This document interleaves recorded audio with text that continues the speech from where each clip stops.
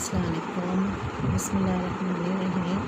आज बेटे मैंने आपको सोच रही हूँ कि थोड़े से शॉर्ट आंसर्स करवा दूँ, एक प्रॉब्लम करा दूँ, चलो जितना होता है उतना।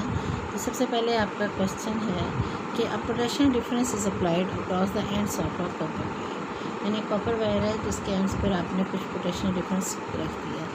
What is the effect on the drift velocity of free electrons, यानी फ्री इलेक्ट्रॉन्स की ड्रिफ्ट वेलोसिटी पे क्या इसका इफेक्ट होता है। सबसे पहले अगर हम इंक्रीज़ करते हैं पोटेंशियल डिफरेंस या डिक्रीज़ करते हैं length and the temperature of the wire, ये दो चीज़ें हमने कंसिडर की हैं।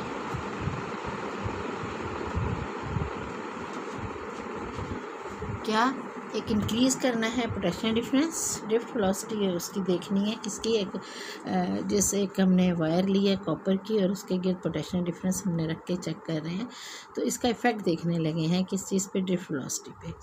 और क्या कि इंक्रीज़ द पोटेंशियल डिफरेंस या decrease the length and the temperature of the wire. अब पहला है वन के लिए क्या है, इंक्रीज़ द पोटेंशियल डिफरेंस। अब हमें पता है कि drift velocity of free electron is किसके डायरेक्टली प्रोपोर्शनल है, पोटेंशियल डिफरेंस के।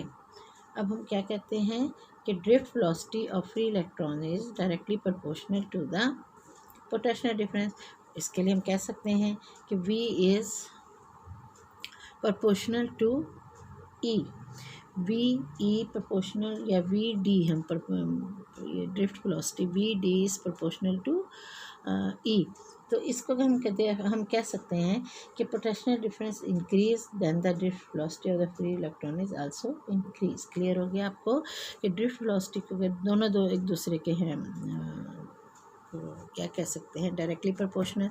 तो जब दोनों एक दूसरे के डायरेक्टली प्रोपोर्शनल हो गए तो हमारा जो आंसर है वो भी इंक्रीज़ होगा।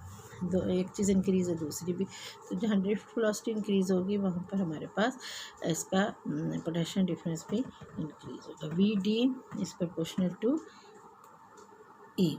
अब सेकंड पार्ट आ गया, decreasing the length and the temperature of the wire. अब अगर ये दो चीज़ें हम डिक्रीज़ करते हैं तो इसका आंसर क्या होगा। अब रेजिस्टेंस किस पे डिपेंड करते हैं, टेम्परेचर पे भी और लेंथ ऑफ द कंडक्टर पे, ये तो आपको पता ही है। टेम्परेचर और लेंथ पे रेजिस्टेंस डिपेंड करता है। अब हम कैसे, जैसे ही टेम्परेचर और लेंथ को कंडक्टर की डिक्रीज़ करेंगे तो रेजिस्टेंस डिक्रीज़ होगा। ठीक है, टेम्परेचर को और हम लेंथ को कंडक्टर की डिक्रीज़ करेंगे तो रेजिस्टेंस डिक्रीज़ होगा, ड्रिफ्ट वेलोसिटी उसकी इंक्रीज़ होगी। यानी वेलोसिटी एक्चुअली लाजमी जब कम होगा तो टेम्परेचर किसी चीज़ का कम करेंगे तो वो चीज़ ऑटोमेटिकली, और उसकी लेंथ कम करेंगे तो लाजमी उसके अंदर क्या होगा कि हम देखेंगे कि उसकी ड्रिफ्ट वेलोसिटी इंक्रीज़ हो रही है। पहला क्वेश्चन आपका हो गया।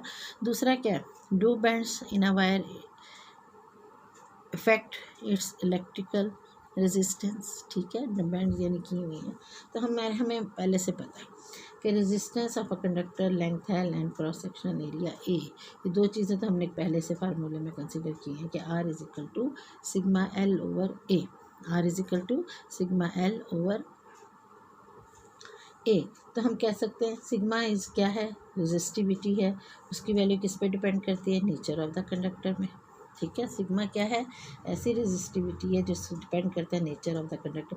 अगर लेंथ और क्रॉस सेक्शन एरिया जो है अनचेंज है, कोई चेंज नहीं है आफ्टर बेंडिंग, यानी ना तो लेंथ बदली जा रही है और ना ही एरिया बदला जा रहा है बेंड करने के बावजूद, तो हम कह सकते हैं कि electrical resistance will remain same. Electrical resistance जो है वो ठीक ही रहेगा, कोई इसमें चेंज नहीं आएगी। अब हमारे पास आ जाता है, क्लियर हो गया बेटे ये भी कि रेजिस्टेंस, सेकंड क्वेश्चन का आंसर ये है कि रेजिस्टेंट कंडक्टर किसी का हम कंसिडर करते हैं तो क्या चीज़ें दो आती हैं, लेंथ है, क्रॉस सेक्शनल एरिया। तो R is equal to sigma L over है, ये पहले आपने फार्मूला कंसिडर किया। और सिग्मा जो है रेजिस्टिविटी है, डिपेंड करता है किस पे, नेचर ऑफ द कंडक्टर पे। और लेंथ और क्रॉस सेक्शन एरिया किसी भी बेंडिंग के बाद भी ना चेंज हो तो हम कह सकते हैं कि इसका electrical resistance will remain same. Okay बेटे, अब हमारे पास आ गया 13.3। इसके लिए क्या है, what are the resistances of the resistors, जो हम ये कंसिडर कर रहे हैं in the figure A and B, what is the tolerance of each. पहले वाले में आपको नज़र आ रहा है brown, green, red and gold. अब इनके नंबर देख लें। हम सबसे पहले क्या करेंगे, इसके रेजिस्टेंस के जो हमने पहले आपको मैंने दिया था टेबल, उसमें से ब्राउन की रीडिंग देखेंगे। ब्राउन आपका किसके इक्वल है 1। उसके बाद ग्रीन किस कलर, ग्रीन के क्या नंबर आ रहा है, डिजिट नंबर आ रहा है 5। 1 इसका आ रहा है, 5 इसका आ रहा है, और थर्ड के ऊपर आपके पास रेड है, तो रेड के लिए हमारे पास 2 हैं तो 2 ज़ीरो लग जाएंगे। इसका मतलब है फोर्थ बैंड ऑफ टॉलरेंस का है, और हम इसको कहते हैं +-5। क्लियर, ये गोल्ड का है +-5। अब हमारे पास क्या आ गया, तीनों का आंसर आ गया, इन सब का हमने कंसिडर कर लिया।